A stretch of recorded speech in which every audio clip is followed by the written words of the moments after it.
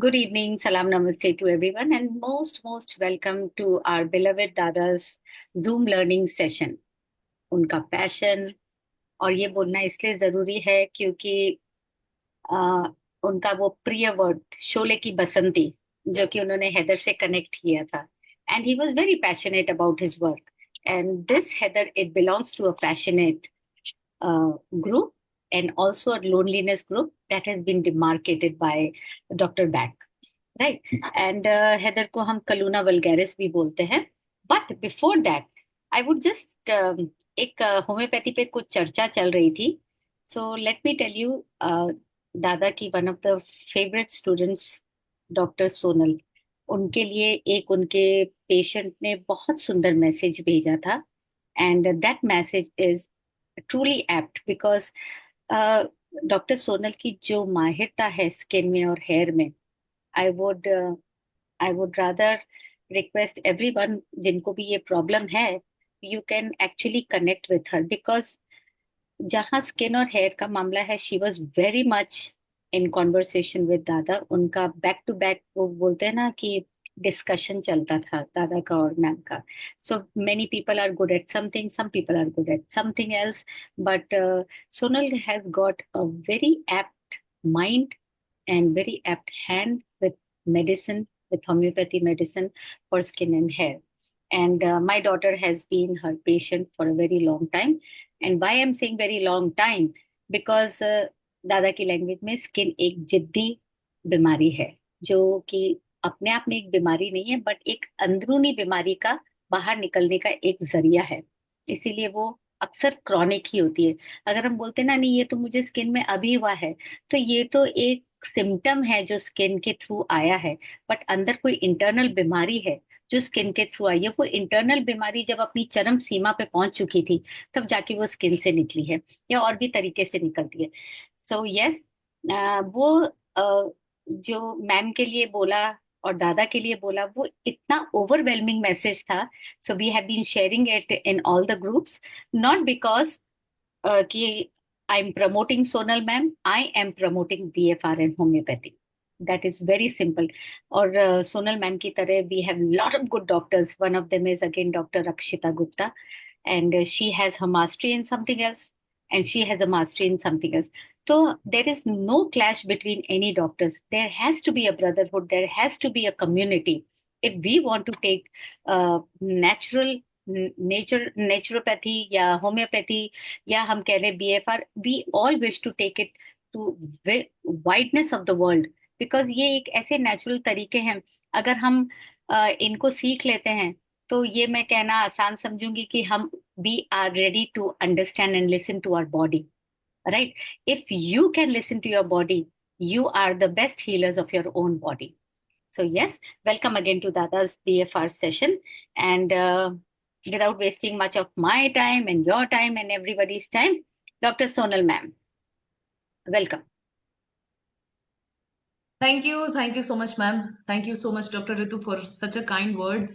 वो messages share करने का एक ही मेरा एजेंडा था कि लोग बैक फ्लावर के नॉलेज ऐसे लोग जो एक वो that person was advocate retired advocate BFR के कुछ उनका नॉलेज था जिससे वो लोगों की हेल्प कर पा रहे थे और वो रिजल्ट ले रहे थे ठीक है तो इसलिए और मैंने वो शेयर किया कि कैसे बीएफआर का थोड़ा नॉलेज आपको हेल्प कर सकता है ओके तो जैसे मैडम ने बोला कि हम ज्यादा टाइम वेस्ट नहीं करते हैं आज की जो मेडिसिन है हेथर या हीथर जिसको बोलते हैं हीथर एक बहुत ही बोल सकते हैं ना कि अंडर एस्टिमेटेड मेडिसिन है बहुत कम लोग इसका यूज करना जानते हैं जैसे हम बहुत frequently cherry crab Apple willow rescue ऐसे ऐसे यूज करते हैं लेकिन हेथर एक ऐसी मेडिसिन है जो हमारे शेल्फ में पड़ी रहती है बहुत टाइम तक हम उसको यूज नहीं कर पाते हैं पर आज जैसे हैदर कोई बोलता है तो आपके माइंड में कैसा इंसान आता है कि जो हमेशा जिबर जाबर करता रहता है टॉकेटिव है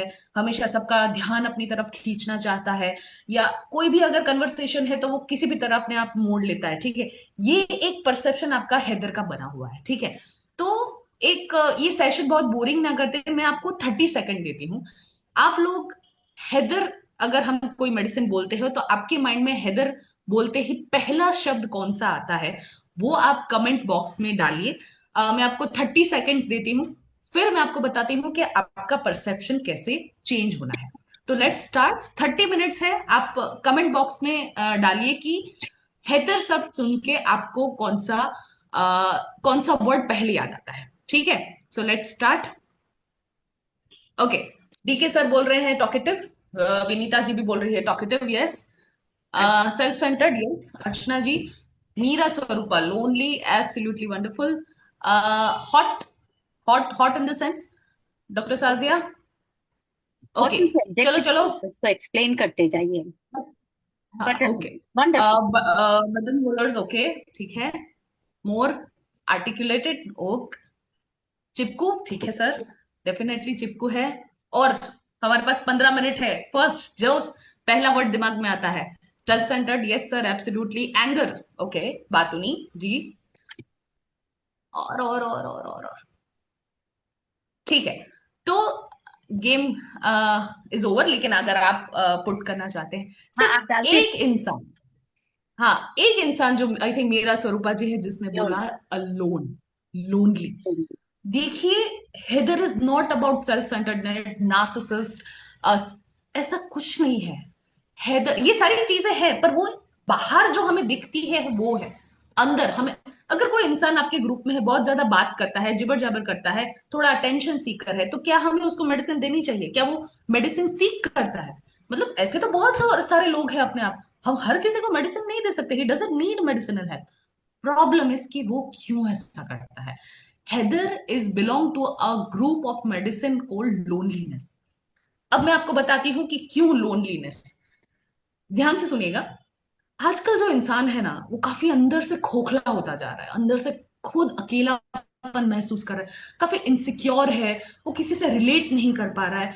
heather is a medicine for being left alone. मतलब कि मुझे कोई मैं अकेला रह जाऊंगा, मैं पीछे रह जाऊंगा। अभी एक बहुत वर्ड सुनने में आ रहा है, काफी इस जनरेशन में पॉपुलर है, FOMO, fear of being left alone. मतलब सारे लोग आगे चले जाएंगे, मैं पीछे रह जाऊं। ठीक है, तो ये जो fear of being left alone है, अंदर से इंसान काफी खोखला हो चुका है, काफी अकेला हो चुका है।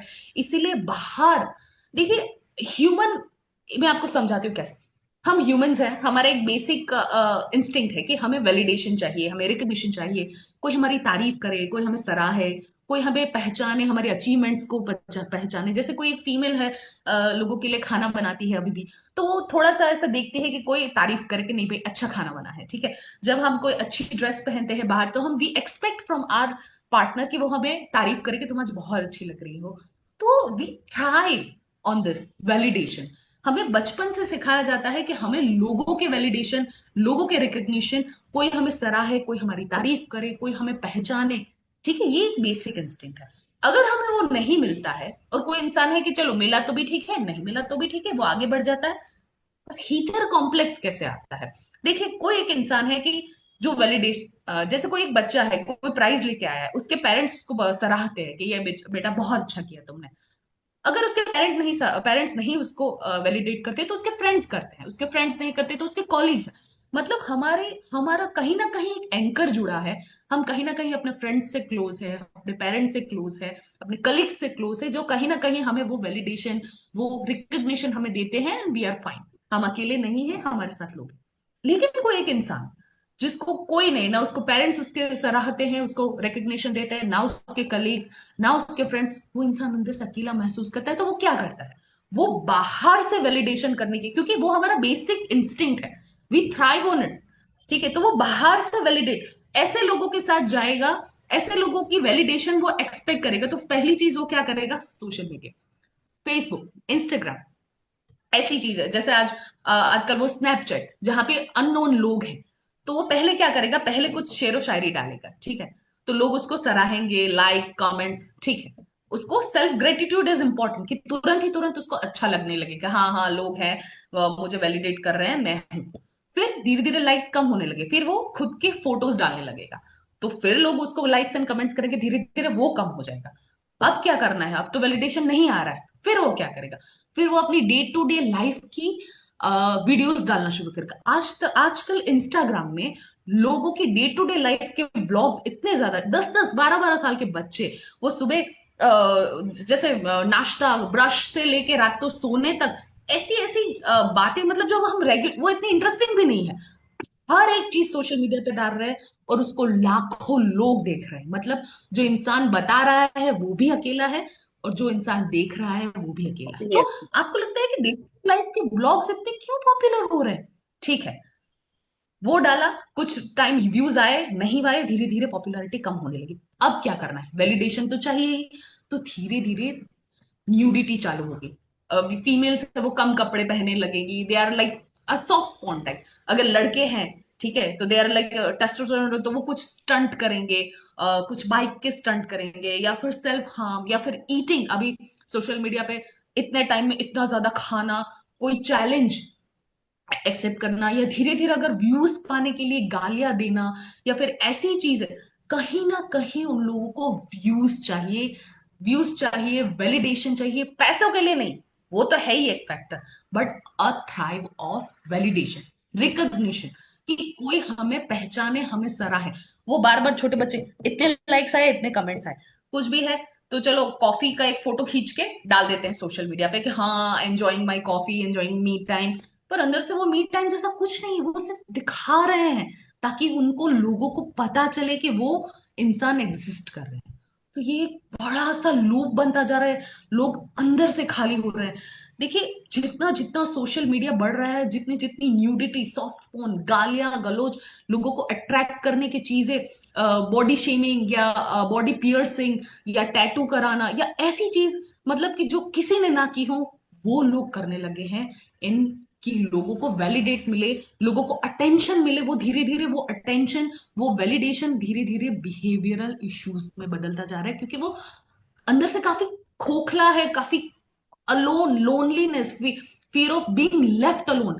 जैसे टीनेज एडोलेसेंस बच्चे, अगर वो किसी ग्रुप में फिट नहीं हो पा रहे, तो वो धीरे धीरे ऐसा बोलते हैं कि ऐसा मेक ओवर कर लें, ड्रास्टिकली छोटे कपड़े पहनना, रिवीलिंग कपड़े पहनना, या फिर फंकी कपड़े पहनना, ताकि कोई उसको देखे, अटेंशन दे। ठीक है, फिर गाली गलौज, छोटी छोटी बातों पे कूल लगने के लिए, क्योंकि वो अटेंशन चाहते। ठीक है, तो ऐसे अगर वो किसी ग्रुप में फिट होना चाहते हैं, सोशल वैलिडेशन इज इंपॉर्टेंट, कोई ग्रुप का पार्ट, ग्रुप का हिस्सा, और स्पेशली उसका टारगेट, वो धीरे धीरे वो रेव पार्टीज में चले जाते हैं, ड्रग्स और बहुत सारी ऐसी चीजें जहां पे वो नहीं जाना चाहते हैं, but just because to be fit in the group, because they are lonely, because they are not getting the proper recognition and validation from their friends, family, specially जो आज की जनरेशन है, स्पेशली जो जेंजीज है, जो अब बड़े हो चुका है, because they want control in everything, they are not committing. तो वो अपने पेरेंट्स से भी अटैच नहीं है, they are not good at making friends and making boyfriends and female. तो अंदर से वो धीरे अकेले होते जा रहे हैं, और धीरे ये सिर्फ वैलिडेशन के कारण ये चीजें बड़ी बाहर आती जा रही हैं। तो हैदर, हैदर क्यों ऐसा करता है? तो सिर्फ टॉकेटिव, बातूनी, अपनी ही साइड पे सबको अपनी तरफ ध्यान खींचना, ये सिर्फ एक बातों की तरह सीमित नहीं है, ये एक बिहेवियरल डिसऑर्डर है। मतलब किसी का अटेंशन पाने के लिए इतनी हद तक चले जाना, इतनी एक्सट्रीम्स बिहेवियरल इश्यूज क्रिएट करना, बिहेवियरल, तो वो एक हैदर है। अब हैदर क्योंकि एक लोनलीनेस की मेडिसिन है, आपको सिर्फ एक टॉकेटिव, एरोगेंट, सेल्फ सेंटर्ड, पर क्यों सेल्फ सेंटर्ड? तुम कोई इंसान सेल्फ सेंटर्ड है तो उसको मेडिसिन थोड़ी दे सकते हो। दे आर वो सेल्फ सिम्टम्स। सेंटर्ड क्यों है? They are symptoms. वो क्योंकि वो अकेला है, वो अकेला है, वो कहीं ना कहीं। तो मुझे नहीं लगता कि एक हैदर देने से वो अकेला, जब तक तुम उसका अकेलापन, देखिए मेरे पास ऐसे फ्रेंड्स हैं, they are very highly achievable, मतलब like they are earning in lakhs and crore, और उसका एक भी सोशल मीडिया अकाउंट नहीं है, उसको जरूरत ही नहीं लोगों की। वो अकेले खुश है, या तो उनके आसपास ऐसे लोग हैं जो इनफ है उनके लिए, उनको कोई सोशल मीडिया, या फिर आप ही अंदर, आपके अंदर, आप जब छोटे थे, जब आप 25-30 साल के होंगे, तो आप कोई छोटी छोटी चीज सोशल मीडिया पे डालते थे, छोटी छोटी चीज, छोटी छोटी चीज। अब एक बड़ा से, अब कहीं पे मॉलदीव्स वगैरह घूम के आए, बड़ी जगह पे घूम के आए, आप नहीं डाल रहे हो, क्योंकि आपको जरूरत नहीं है लोगों की, आपको लोगों के फेक वैलिडेशन की जरूरत नहीं है, क्योंकि आपके पास फ्रेंड्स है, आपके बच्चे हैं, आपके फैमिली। तो दिस फोमो, एक आप hashtag FOMO is equal to हिदर कर दो, fear of being left alone, specially in Gen Zs. आज आपको पता है कि एक कोल्ड प्ले करके एक कॉन्सर्ट आया था, लोगों को पता ही नहीं है कि कोल्डप्ले में कौन से बैंड है, कौन सा बैंड है, कौन से मेंबर्स है। हम उसके एक दो शायद सॉन्ग सुने होंगे, लेकिन पूरा एक हवा बना था। लोग स्पेशली टीनेजर्स जाना चाहते थे। स्पेशली लोगों ने अपनी बाइक्स बेच के लाखों की टिकट खरीदे हैं, वो ऐसे कॉन्सर्ट में जाने के लिए जिसके मेंबर्स का वो नाम तक नहीं जानते, लेकिन जस्ट बिकॉज उसको सोशल मीडिया और एक रेलेवेंस बनाना था, वो क्योंकि ये पीक पे चल रहा था। तो ऐसी लोगों की मेंटालिटी है कि इतनी हद तक वो दे आर सेल्फ ऑब्सेस्ड होके वो ग्रुप में बने रहने के लिए, लोगों के वैलिडेशन के लिए, रिकॉग्निशन के लिए ये चीजें कर रहे हैं। तो टॉकेटिवनेस, सेल्फ सेंटर्ड, नार्सिसिस्ट, ठीक है, this is okay, but core is this, a loneliness medicine. They are very insecure, they are low self esteem. Centauri के बाद अगर कोई मेडिसिन आती है कि वो खुद को इनकम्पिटेंट समझते हैं, कि मैं ये ग्रुप में फिट नहीं, लोग मुझे छोड़ के आगे चले जाएंगे अगर मैं ऐसे, देखिए पहले बीइंग अ वर्च्यू, और मतलब a virgin, sorry, pardon my language, being a virgin was a like something good, कि चलो अच्छा है, लेकिन now it is a taboo। अगर कोई इंसान किसी के साथ नहीं है तो उसको, बच्चों को अकेला महसूस किया जाता है, उस पर हंसा जा रहा है कि यार you are not being with anyone else अभी के लिए। तो वो पर्सन क्या करता है कि प्रेशर में आके वो रैंडम आउटलेट निकाल रहा है। तो दिस इज, अगर वो इंसान के पास फ्रेंड्स है, फैमिली है जो उसके साथ है, तो मुझे नहीं लगता कि उसको बाहर के वैलिडेशन और इन्फ्लुएंस की जरूरत है। तो this is what Heather is, loneliness की मेडिसिन है, स्पेशली इस जनरेशन की मेडिसिन है। सो आई थिंक मैंने बहुत ज्यादा टाइम ले लिया, सॉरी। ये ओके, बहुत इम्पोर्टेंट था, ये बहुत इम्पोर्टेंट था, and I will not let her finish it so easily, but I will tell you one please thing ma'am, that, over to you ma'am, आप कंटिन्यू कीजिए। हाँ, दैट जो exact heather as a batch flower remedy है, that we will take on next Sunday, which will continue on next Sunday. And this Sunday we will take in length, because this is a very important topic, as she is telling you about heather, कि heather हमको लगता है सबसे छोटी medicine है, one of the shortest medicine, but this is the most required medicine. And as she is speaking, I'm writing all the factors that contribute to this kind of a short lifespan of desire for fame and attention. Right? So we will continue with Heather next week also. इस week ये खत्म नहीं हो पाएगा, but this will be a too overwhelming session if we try to reconnect again, because that takes lot of time. But yes ma'am, continue, continue. Ma'am actually, okay ठीक है, मुझे सिर्फ एक आपको एग्जाम्पल देना है। सॉरी, एक फैमिली, सॉरी, आप सब फैमिली है, इसलिए मैं आपको बताना चाहती हूँ कि एक नाम नहीं लूंगी, एक एक्ट्रेस है, शी वाज मिस यूनिवर्स, बहुत ही ब्यूटीफुल है, बहुत केपेबल है, लेकिन this hunger of recognition, there is a self centeredness. वो ऐसा, मैं आपको बताती हूँ क्यों, कि वो एक शो में आई थी, उसकी कुछ फिल्म आई होगी, उसमें वो सॉन्ग किया होगा, समहाउ वो चली है। तो वो इंसान एक पॉडकास्ट कर रही है, वो पॉडकास्टर उनको पूछता है कि भाई आपके फेलो कलीग के साथ अभी हमला हुआ है उनके ऊपर, तो उसके बारे में आपके क्या व्यूज है। वो एग्जैक्टली वो that self centred, self obsessed woman with this all beauty, and she was like, हाँ बात तो सही है, ऐसा तो नहीं होना चाहिए, लेकिन उससे भी ज्यादा अच्छी बात है कि मेरी फिल्म ने एक वीक में इतने करोड़ कमाए हैं, और देखो, can you see this Rolex watch, ये मेरे पापा ने दी है, मम्मी ने दी है। मतलब कुछ भी घुमा फिरा के वो चीज अपने ऊपर ले आना, she is very self obsessed, आपको दिख रहा है, और वो सेल्फ ऑब्सेशन आगे जाके एक लाफिंग स्टॉक बनती जा रही है। धीरे धीरे लोगों को अटेंशन पाने के लिए वो एक छोटी सी उंगली कटी हुई का फोटो रखते हैं, और फिर वो पूरा वेंटिलेटर वाला मास्क पे ऐसे सो रहे हैं ना, ऐसा लग रहा है कि भाई उंगली काटने से इतने डैमेज हो गया कि वो पेशेंट को वेंटिलेटर पे रखना पड़ा। मतलब द अटेंशन सीकिंग, वो धीरे धीरे धीरे उनके स्कैंडलस चीजें बाहर आना, कि भाई इससे उनका वो हो गया, इससे हो गया, मतलब समहाउ किसी ना किसी तरह से उनको, जैसे आप राखी सावंत समझ सकते हो, और भी किसी ना किसी तरह से लोगों के अटेंशन पाना, कोई भी बिहेवियरल, क्योंकि वो अंदर से काफी अकेले हैं। ठीक है, तो हैदर का एसेंस यही है। आगे जाके हम अगर टाइम मिलेगा तो कुछ और चीजें बताएंगे। मैम आई थिंक मेरा हो गया है, over to you now. Thank you, Sonal ma'am. Thank you so much to always connect the present ongoing issues with all of the remedies. And it is so important to connect, like, how everyday daily issues are hammering our generation. are hammering the oncoming generation, are hammering the beta coming generation जो कि अब आई है. What will happen to that generation is unbelievably, and we cannot even describe. But yes, taking further, as she was speaking, I was noting down the factors that contribute to this short lifespan of desire of जैसे बोलना चाहिए ना, fame and attention. और ये बहुत छोटा ही है. जो अगर लेजेंडरी फेम और अटेंशन वाले लोग होते हैं, उनको आज तक पता ही नहीं है कि लोनलीनेस क्या होता है, राइट. बट ये जो शॉर्ट टाइम लाइफ स्पैन के जो शॉर्ट डिजायर्स होते हैं, so they put you into despondent stage, they put you into that loneliness stage, जिसके लिए हेदर बहुत इंपॉर्टेंट है. हेदर के सिम्टम्स हैं कि वो बड़बोला है, चिपकू है, लेकिन वो सिम्टम्स हैं. और दादा हमेशा बोलते थे कॉज पे जाओ, और कॉज हमेशा हिडन होता है. और वो हिडन ये चीज है कि वो लोग लोनली हैं अपनी लाइफ में. So the factors that contribute to this is, पहली होती है desire for financial independence, right. आज मैं जो भी कमा रही हूँ, या मेरे हस्बैंड जो भी कमा रहे हैं, या as a parent we whatever we are earning, maybe it is not enough to this generation, right? Because they want to cover their expensive lifestyle, their extended lifestyle, और उसके लिए उनको वो इंडिपेंडेंस चाहिए, financial independence चाहिए. Because parents कई बार बोल देते हैं इससे ज्यादा हम नहीं कर सकते. वो कहाँ से आती है? By becoming an YouTuber, by becoming an Instagram. जितने फॉलोअर्स होंगे आपको उतना पैसा मिलेगा. और ये सारी चीजें, ये कोई इतना आसान नहीं है.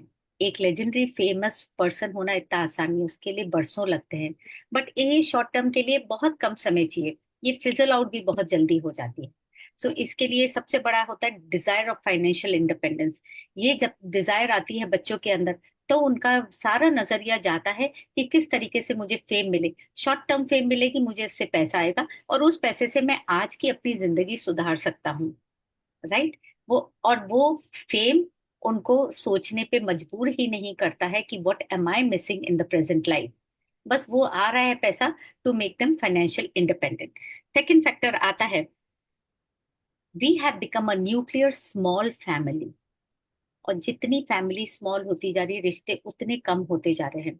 और बच्चों को वो बोलते हैं ना कि कोई भी तरह का माँ से अटेंशन, फादर से अटेंशन, फैमिली से अटेंशन, कोई भी अटेंशन नहीं. Everybody is busy in their world, right. Now and even parents have become so judgmental, तुमने ये नहीं किया, तुमने वो नहीं किया. Now to get that kind of an attention, वो बाहर के लोगों से सीख करते हैं, फ्रॉम द स्ट्रेंजर्स, जिनको उन्होंने कभी नहीं देखा है. इंस्टाग्राम पे होते हैं, यूट्यूबर्स होते हैं, उनको नहीं मालूम कितने लोग उनको प्रेज कर रहे हैं, but they like that praise. That is enough for them.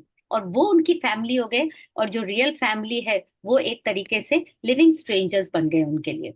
This is again factor to throw them into that loneliness group, to throw them into that despondent stage. Next factor comes their changing values. That buying decision are often influenced by the celebrities. ये celebrity ने ये पहना है, या तो उसकी true copy चाहिए. तो इतना सारा इस जनरेशन के अंदर दिमाग है.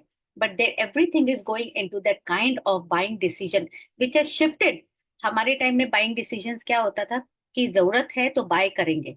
और जरूरत होने पे बाय करने से क्या होता है, there was no sort of a cluttering.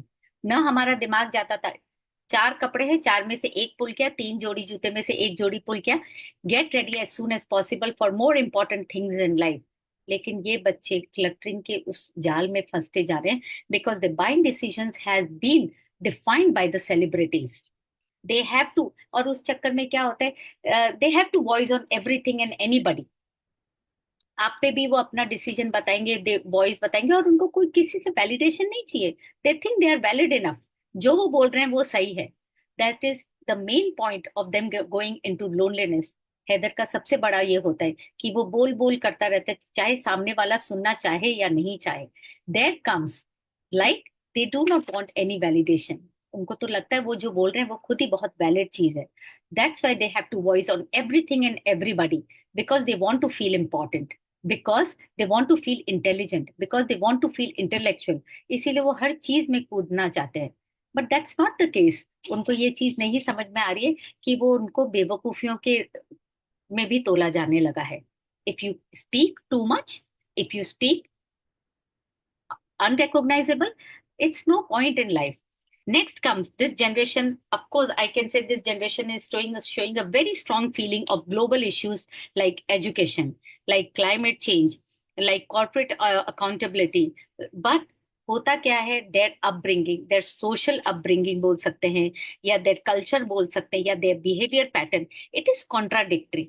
अगर मैं चाहूं, अगर मैं सोचूं कि लाइक वेस्टर्न वर्ल्ड को मैं कॉपी करूं, लेकिन मेरा कल्चर तो डिफरेंट है, मेरी अपब्रिंगिंग तो डिफरेंट है। So now what is happening, the happening ये हो रही है कि there is a contradiction, there is a complexity in my behaviour, और मेरी complexity in my behaviour is making me stranger not only to myself, even to strangers, to others, to my family. और ये complexity, ये it brings out anxiety in us, right? So the anxiety definition has largely been changed. Anxiety, I do understand it comes from financial, ये बोलते हैं ना जी कि okay, my financial uncertainty is there, कि आज मेरे पास पैसा है, कल मेरे पास पैसा नहीं होगा, कल मेरे पास क्या, कोई भी चीज अनसेड आ जाएगी, तो हो सकता है मेरे पास पैसा नहीं हो। That anxiety is always there. The job loss की anxiety is always there in this generation और even in our generation. But सबसे बड़ी चीज एंजाइटी की फॉर दिस जनरेशन वो हुई है social isolation. We were not socially isolated. We had a very big family. We had very good friends. We had very good close friends. और हमारे लिए वो ही recognition था। हम जाने जाते थे अपने पेरेंट्स के द्वारा, हम जाने जाते थे अपने फ्रेंड्स के द्वारा, हम जाने जाते थे अपने स्कूल के द्वारा, राइट? अब वो नहीं है। Kids of this generation are highly socially isolated, and this is very sorry state, and this is a very important thing also to consider, कि ये जो हम बोलते हैं ना, बिना मतलब के स्क्रॉल करते रहते हैं, क्योंकि हमको रातों को नींद नहीं आ रही है, क्योंकि मेरे पास कुछ और है नहीं करने के लिए, because I think this is my free time, so let me scroll. More you scroll, more you are putting money in their account, जिनको आप जानते भी नहीं हो। और फिर वो एंजाइटी कि आप रात को सो नहीं पाए बराबर, that anxiety seeps in you, that anxiety seeps in you, कि मैं क्या कर रही हूँ अपनी लाइफ के साथ, I am destroying my life just by being like this. No, there are lot of other important things to do. Even listening is a very important thing. जब दादा बोलते थे कि जरूरी नहीं है कोई तुम पार्टी में जाओ या कहीं तुम जाओ कि तुम्हें बोलना जरूरी है कि तुम्हें लोग देखें, just watch people, that is more than enough. That is a validation you need for yourself. You do not need it from anybody else. This is Heather from my side. And yes, we do have time, so I will just explain Heather कि Heather moms तक भी बाद में जाएंगे, Heather animals तक भी बाद में जाएंगे, हेदर किड्स तक भी बाद में जाएंगे। हेदर क्या है? जनरली हमने देखा है कि हेदर है सेल्फ सेंटर, जो सिर्फ अपने बारे में सोचता है। अब अगर हम उसको प्लांट की तरफ से सोचें, हेदर के प्लांट के बारे में मैं आपको इतनी सारी खूबियां बनाऊंगी बताऊंगी कि आपको लगेगा this is an apt remedy for loneliness. एक हेदर प्लांट है जिसकी एरियल पार्ट से लेकर रूट्स तक लेकर एंटायर प्लांट वो सिर्फ देता है और देता है। और हेदर सेल्फ सेंटर्ड है। So this is one of the best remedy for loneliness. और वो प्लांट अपने आप से ही बता देता है कि मैं क्या हूं और मैं तुम्हारे किस काम आ सकता हूँ। So yes, for loneliness group, Sholay की बसंती। और शोले की बसंती भी दादा ने इतना एप्ट नाम रखा है कि वो सिर्फ बोल बोल बोल बोल करती थी, but she was lonely deep down. She didn't have a family, she had somebody else who was looking after her throughout her life. So this is an evergreen shrub. सबसे पहला वर्ड ही एवरग्रीन, मतलब Heather evergreen है। वो self centred लोगों के लिए बहुत बड़ी रेमेडी है, वो लोनली लोगों के लिए बहुत बड़ी रेमेडी है, एवरग्रीन है। It's a shrub that lives for 30 to 40 years with beautiful pink and purple flowers. Right? अब ये जो बीज होते हैं, when they collect nectar specially and exclusively from heather plant, तो इसका जो नेक्टर होता है, it has a very high content of moisture in it, which makes it a very good honey. So ये बोला जाता है कि manuka honey and heather honey, they are thixotropic substance. And thixotropic substance का मतलब ये होता है कि जो भी आपको लिक्विड फॉर्म में हनी मिल रही है, that is not a true Honey. This honey, it is in gel form until it is being stirred to make it in a liquid form. इसीलिए कहा जाता है हेदर हनी और मनुका हनी, जो ओरिजिनल हनी होती, it is seen in a jail form, it is not in a liquid form. Right. So in fact ये माना गया है कि स्कॉटिश हेदर हनी है जो कि डॉक्टर बैच ने निकाली थी, फाइंड आउट की थी। So it is used as anti bacterial in wound dressing, specially burning में उसको यूज किया जाता है, बिकॉज एंटी बैक्टीरियल प्रॉपर्टीज इसके अंदर बहुत पाई जाती है, and it is very helpful in wound dressing. And due to its distinctive smell, taste, and color, it is useful in making in lot of food industry and drink industry, and it is highly used in Scottish desserts. And this I personally tasted when I was in UK for a very long time. But yes, of course, वहाँ पे Scottish desserts में इसको बहुत use किया जाता है. Another thing is that कि aerial parts of the plants, they were used as tonic for different type of coughs, या नर्व्स के लिए, या डिप्रेशन के लिए, या बोले जा सकते हैं कि हार्ट कंप्लेंट के लिए, या आर्थराइटिस के लिए, या रूमेटिज्म के लिए aerial plants. I am not talking about the essence which is absolutely and only used for mental illnesses या फिर mental imbalance. But these were the aerial parts was used long back traditionally, and it has been noted down in many of the books also. Now traditionally it was also used in making. अब सोचिए, इसके parts ऐसे तो use होते थे food industry में, dessert industry में, as an anti bacterial property, as so many illnesses. लेकिन उसके साथ साथ जो बच जाता था ना, वो थैचिंग के लिए, बेडिंग के लिए यूज होते थे, in basket making, in rope making, even as a fuel. And overall entire plant is use as a fodder for life. तो अब आप ये देखिए, हमने पूरा एंटायर प्लांट ही यूज कर लिया है. अब जो बचा कुचा वो उसका जो रूट्स हैं, roots were initially, nails were started. जो नेल्स होते हैं ना, नेल्स को हिंदी में क्या बोलेंगे सोनल मैम, जो कीले होती हैं basically. So nails were first time made from these heather roots, long traditionally in Scotland. Right. So now it is also believed that the green extract, इसका होता है ग्रीन कॉफी जो एक्सट्रैक्ट निकलता है, it is believed to have a weight loss property, जो कि heather plant में से निकलता है, and it is in great abundance, and this is again found in Scotland. In the food industry ये एक ग्रीन कॉफी की तरह दिया जाता है, little bitter in taste, but that extract is suppose to be believed to have a weight loss. It is also used in diet to protect against the age-related depression diseases. So you see, heather as a plant, यहाँ तक कि उसका roots भी कितने काम आता है entire. सो वो बोलते हैं ना कि जो एक सेल्फ सेंटर्ड आदमी होता है, अगर उसको हेदर एसेंस दे दिया जाए तो वो ऐसे खुल के आएगा, इंस्टेड ऑफ